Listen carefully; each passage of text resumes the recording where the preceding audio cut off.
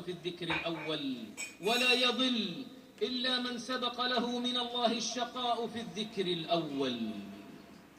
إخوة الإيمان، أجي بأمر كثير من الناس ما حرصوا عليه وسلم على هدايتهم، إلا أنهم يقابلون ذلك بإعراضهم، كما قال جل وعلا: وما أكثر الناس ولو حرصت بمؤمنين.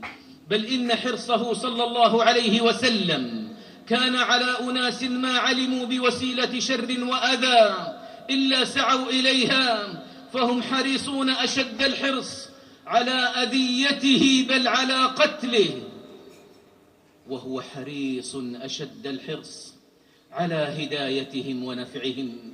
وإذ يمكر بك الذين كفروا ليثبتوك أي ليسجنوك، أو يقتلوك أو يخرجوك.